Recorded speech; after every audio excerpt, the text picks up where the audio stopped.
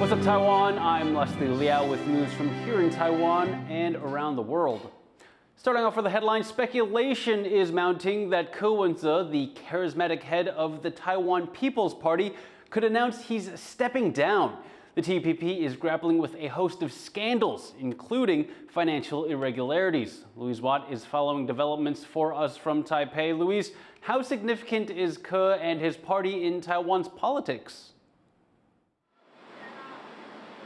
Getting less significant by the day. Leslie, there's a feeling that these scandals are the beginning of the end for the Taiwan People's Party, the third party in Taiwanese politics.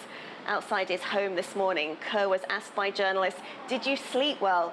He said he did, and that he'll be holding a press conference at 3 p.m. this afternoon to explain things. Now, the Taiwan People's Party is only 5 years old, but Ke's political story goes back further than that. He's the charismatic former mayor of Taipei, and he built and shaped the TPP in his own image. And in fact, in a sense, he wanted to rise above politics. He wanted to disrupt the two-party divide that's characterized politics in Taiwan for a generation. He said, for example, that he wasn't going to be pro or anti-Beijing. And in fact, he was the only political leader that both Beijing and Washington would have no problem with. Now, whether that's true or not, we don't know, because he lost the presidential elections in January. But he and his party did attract a lot of votes from young people who were upset with the establishment. And like many populist politicians in other countries, Ke has a way of speaking that's very direct. He doesn't sound like a politician.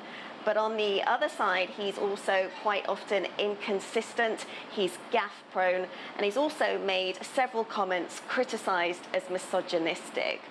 So despite that, though, the TPP won enough seats in the legislature in January to hold the balance of power.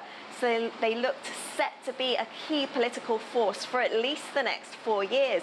Now that's all looking a lot less certain. John Van Trieste takes a look for us now at the trouble the TPP is in. Taiwan People's Party chair Wen-je brushes past reporters who've been camped out waiting for him. He was once a rising political star, first as Taipei mayor, then as presidential candidate for the party he founded. But now, caught up in scandal, the future of his career and the party still centered on him are in question. Ke's come under fire for financial irregularities, including using campaign funds to buy office space for personal use. The uproar has hit the self-styled anti-corruption party hard in the polls, with support dropping as low as 6.2%. The party has promised to respond in a press conference Thursday afternoon. 我们会聚焦在整个政治献金案，从一开始的被虚报，然后呢，虚报当中的金额到底跑到哪里去了？我们会把完整的单据给大家做一个说明。 But despite that official stance, some in the party say it's time for urgent damage control. There are even rumors Ke may use Thursday's press conference to step down, or at least take a leave of absence, and that three party stalwarts will be put in place as joint deputy chairs. 我个人的想法，我是不想的。会想当副主席吗？不行，这个现在需要思考。必须要赶快止血，止血就必须要使出比较霹雳的手段。 But even if Ke steps down, his troubles may not be over. 2 land scandals from his time as Taipei mayor haven't gone away.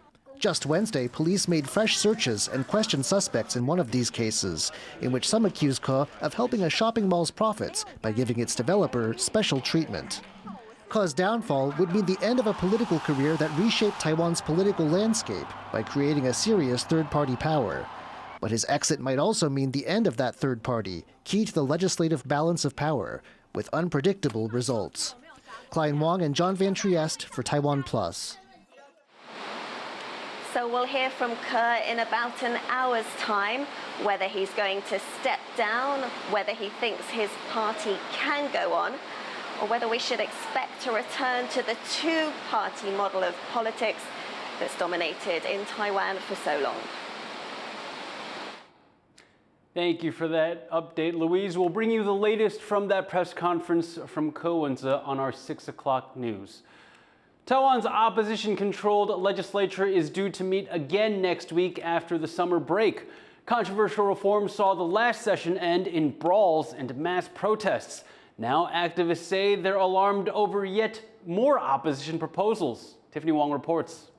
拒绝民主倒退，拒绝民主倒退，公民持续守卫，公民持续守卫，中国国民党不要乱，中国国民党不要乱。 Leaders of the Bluebird civil movement, which saw tens of thousands of protesters take to the streets earlier this year, are now sounding the alarm over 4 bills proposed by the opposition Kuomintang ahead of next week's new legislative session. They're concerned about a proposal to allow lawmakers to play a greater role in national security decision-making by getting an early preview of defense spending proposals. The KMT legislator who proposed the bill said it's meant to streamline national security coordination between branches of the government and is in keeping with how the U.S. handles its defense budget. Activists say they're also worried about a proposal to shorten the number of years it takes for Chinese spouses to receive identity cards from 6 to 4 years, citing what they say are conflicting loyalties. The KMT says the change is to provide Chinese spouses equal rights with other nationalities. The key concern among activists is that these new reforms could harm Taiwan's democratic processes and leave the country susceptible to Chinese influence. 这4个法案都是在威胁我国的民主的危机，那我们必须要有所行动。那如果说中国国民党在下一个会期之一要通过这些法案的话，我相信台湾公民一定会有所行动。 The Bluebird movement started earlier this year as a protest movement against proposed reforms by the opposition-controlled legislature, which would have given lawmakers greater oversight of the executive branch and President Liao. That bill passed in May, but is now suspended as it undergoes constitutional review. Although the movement has been less active in recent months, these civil society groups are here to show lawmakers that they will be paying close attention to the next legislative session and are ready to protest if needed. Howard Zhang and Tiffany Wong in Taipei for TaiwanPlus. Taiwan saw a spike in traffic accidents involving children last year. 26,000 accidents involving people under 18 were reported in 2023. That's higher than the recent 5-year average of 23,000 accidents per year. Transportation officials say most of the cases were caused by children running into roads without checking for oncoming traffic. The government plans to produce educational materials on traffic safety to better protect children. U.S. National Security Advisor Jake Sullivan is wrapping up 3 days of high-level talks with Chinese officials in Beijing. Sullivan met with Chinese Foreign Minister Wang Yi to discuss key issues between Beijing and Washington. These include China's claim over Taiwan and the South China Sea, trade issues, and restarting regular military talks. Sullivan's aim was to ease tensions ahead of the U.S. presidential election in November. The White House says U.S. President Joe Biden and Chinese President Xi Jinping will schedule a call in the coming weeks. U.S. National Security Advisor Jake Sullivan has concluded several days of talks with officials in Beijing. Talks both sides are describing as candid and substantive. To find out more, our reporter Adil Brar spoke to Drew Thompson from the National University of Singapore. What's the significance of Jake Sullivan's visit to China? What they call the strategic dialogue, or the strategic channel, is really the highest level, working level dialogue between the U.S. and China. And these are two of the most important foreign policy interlocutors below the chairman of the party and president of the U.S. So it's very important as an opportunity for the two sides to exchange views, improve their mutual understanding, and reduce the risk of miscalculation. How prominent has the issue of Taiwan been in Sullivan's meeting with Chinese officials? Taiwan is the #1 issue for the Chinese side in almost every dialogue that they have, certainly at the political, military, diplomatic level. So Taiwan is always on the agenda because China insists that it's on the agenda. So it's important. It was certainly discussed. I think if you look at the two competing readouts, the one from the Chinese side and the one from the U.S. side, it's quite clear what Wang Yi wanted to convey about how important Taiwan is to them and how concerned they are about trends, and how important it was for Jake Sullivan to give reassurances that U.S. policy is unchanged and that the U.S. commitment to maintaining peace and stability in this cross-strait relationship is still very, very strong and most importantly, unchanged.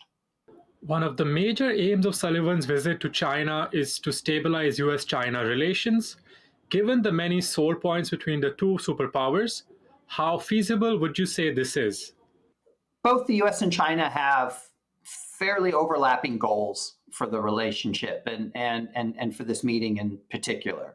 And I think the US goal is definitely to maintain a floor under the relationship, prevent competition from veering into conflict.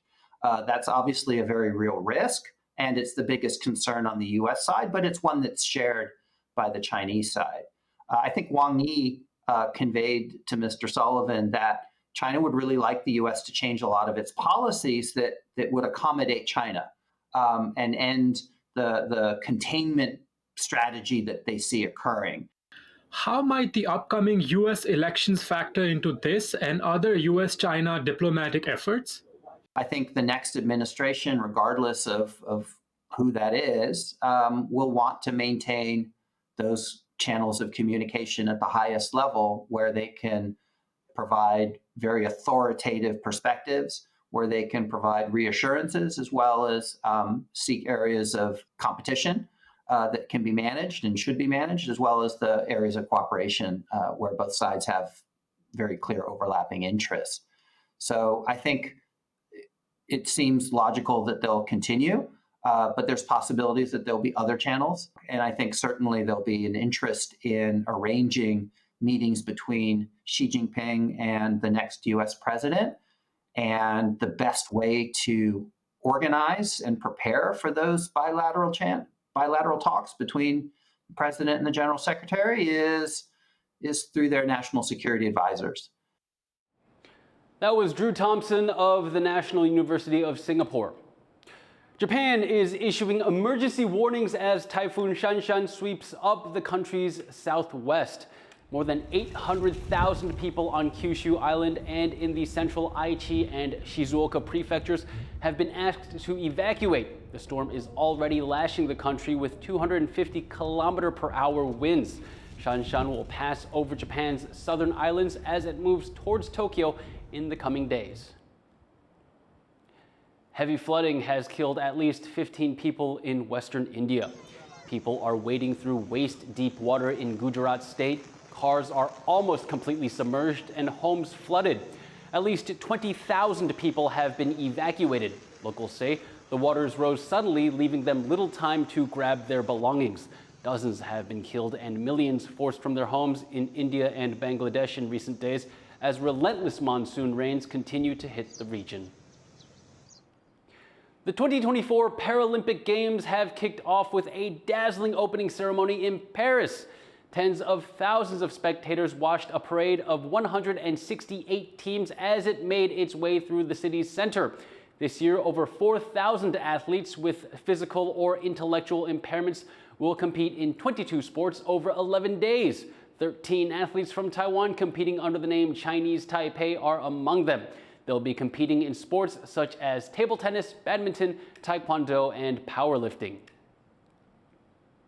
And we'd like to thank you for watching What's Up Taiwan. You can visit the TaiwanPlus website or follow our social media for more stories from Taiwan and around the world. Finally, we leave you with images of French jets flying over the opening ceremony of the Paris Paralympics. I'm Leslie Liao. Take care and see you next time.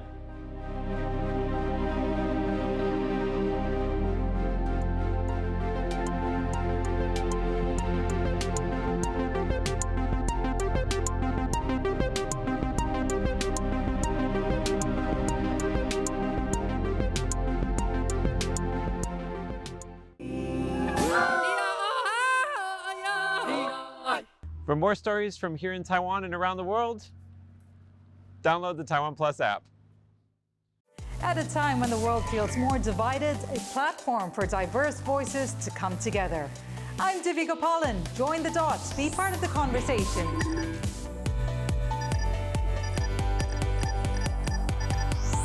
Connected where opinions matter.